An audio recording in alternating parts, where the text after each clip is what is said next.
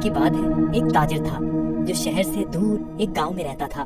وہ تجارت کے لیے روزانہ شہر جاتا اور مختلف اشیاء کی خرید و فروخت کیا کرتا۔ تجارت کرنے کے لیے اس کے پاس ایک گدھا تھا۔ وہ گدھے پر سامان لاد کر روزانہ شہر جایا کرتا۔ تاجر اپنے گدھے کی بہت اچھے طریقے سے دیکھ بھال کرتا، اس کی خوراک کا بہت خیال رکھتا، اسے وقت پر چارہ ڈالتا اور پانی پلاتا، کیونکہ تاجر کو پتا تھا کہ اس کی تجارت کے لیے اس گدھے کی بہت ضرورت ہے۔ گدھا بہت صحت مند تھا۔ تاجر بہت سارا سامان ایک ساتھ گدھے پر لاد کر فروخت کے لیے شہر لے جاتا، لیکن اس کا گدھا بہت کام چور اور آلسی تھا۔ اس کو بھاگنا دوڑنا، کھانا پینا بہت پسند تھا۔ آج پھر شہر جانا پڑے گا۔ مجھے ہمیشہ چھٹیاں کیوں نہیں ہو جاتی؟ مجھے چھٹیاں بہت پسند ہیں۔ میرے مالک کو تو ہمیشہ کام کی ہی پڑی رہتی ہے، پر مجھے فارغ رہنا بہت پسند ہے۔ محنت کرنا تو بالکل بھی مجھے اچھا نہیں لگتا۔ تاجر اپنے گدھے پر سارا سامان لاد کر شہر لے جاتا اور تاجر کو شہر جانے کے لیے ایک ندی کو پار کرنا پڑتا تھا۔ شہر جا کر وہ سارا سامان بیچ دیتا۔ تاجر کو ہر روز بازار کی مانگ کے مطابق اشیاء کی تجارت کرنی پڑتی تھی، کبھی کپاس تو کبھی نمک، کبھی سبزیاں تو کبھی پھل۔ تاجر کو پتہ لگا کہ بازار میں نمک کی مانگ بہت بڑھ گئی ہے۔ ٹھیک ہے، میں بہت جلد ہی نمک لے کر آ جاؤں گا۔ اس نے اپنے گدھے پر 4 بوریاں نمک کی لا دی اور اس کو معلوم ہو گیا کہ 4 بوریوں کا وزن کافی زیادہ ہے۔ اوہو، میرا گدھا اتنا وزن نہیں اٹھا سکتا، اس کا وزن تھوڑا کم کرنا پڑے گا، یہی ٹھیک رہے گا۔ اس نے گدھے کی پیٹھ سے ایک بوری اتار دی، پھر بھی گدھا آگے جانے کے لیے تیار نہیں تھا۔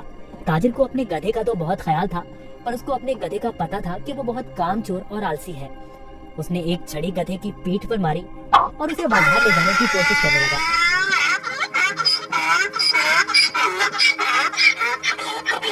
چلو، مجھے پتا ہے تم بہت آلسی ہو، تمہیں شہر جانا بہت ضروری ہے، کیونکہ بازار میں اس وقت نمک کی بہت مانگ ہے۔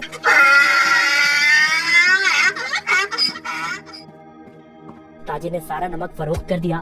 اوہو، سچ میں بازار میں نمک کی بہت مانگ ہے۔ تاجر نے پھر روز کی طرح شہر میں نمک فروخت کرنا شروع کر دیا۔ گدھے پر کبھی 3 تو کبھی 4 بوریاں لاد کر بازار جانا پڑتا تھا، جس کی وجہ سے گدھا ناخوش تھا۔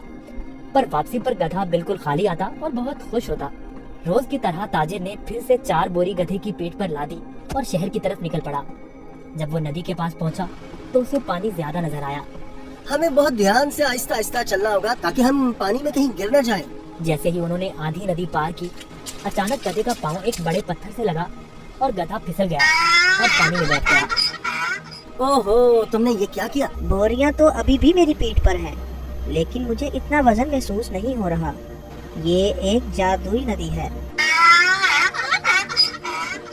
گدھا اس بات سے حیران تھا کہ ندی میں پھسلنے کی وجہ سے ان بوریوں کا سارا نمک ندی میں گھل گیا تھا اور بوریوں میں سے نمک ختم ہو چکا تھا، جس کی وجہ سے گدھے کو وزن محسوس نہیں ہو رہا تھا، کیونکہ بوریوں میں نمک بچا ہی نہیں تھا، سب ختم ہو چکا تھا۔ اوہو، میری ساری محنت ضائع ہو گئی، اب میں شہر جا کر کیا کروں گا؟ سارا نمک تو بہ گیا ہے۔ شکر ہے خدا کا، میرا گدھا تو صحیح سلامت ہے۔ گدھے کو کچھ نہیں ہوا، اب شہر جانے کا کوئی فائدہ نہیں، مجھے اب گھر جانا چاہیے۔ واہ، کوئی وزن بھی نہیں اور کام بھی نہیں، یہ تو کمال کی ندی ہے۔ پھر اگلے دن تاجر نے 4 بوریاں گدھے کی پیٹھ پر لاد دی اور شہر کی طرف نکل پڑا۔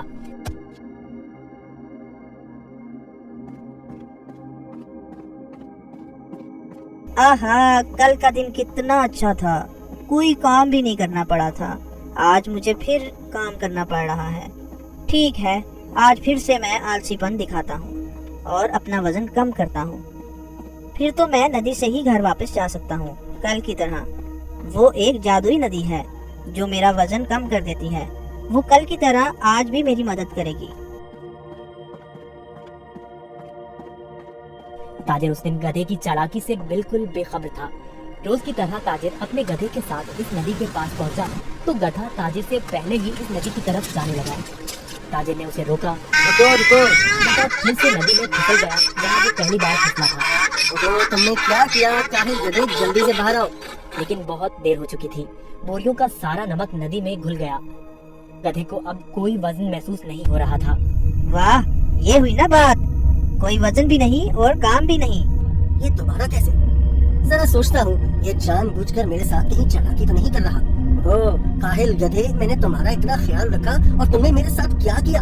اسے گھر واپس لے جاتا ہوں، مجھے پتا ہے، اب دیکھو میں تمہیں کیسے سبق سکھاتا ہوں۔ گدھے نے سوچا، میں نے کام چوری کا یہ اچھا طریقہ ڈھونڈا ہے पर ताजिर का तो आज कुछ और ही जहन था।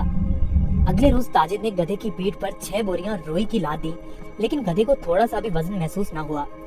ओहो, इतनी ज्यादा बोरियां? कोई मसला ही नहीं। शहर तक जाना किसने है, इस जादुई नदी तक तो जाना है बस। और वो शहर की तरफ जाने लगे। जब वो नदी के पास पहुंचे तो अचानक से गधा नदी पार करने लगा और उसी जगह पर फिसला जहां वो पहले फिसलता था।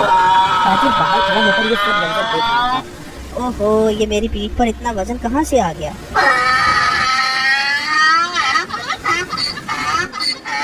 ताजिर बहुत समझदार आदमी था। उसको पता चल गया कि उसका गधा जानबूझकर ये सब उसके साथ कर रहा है।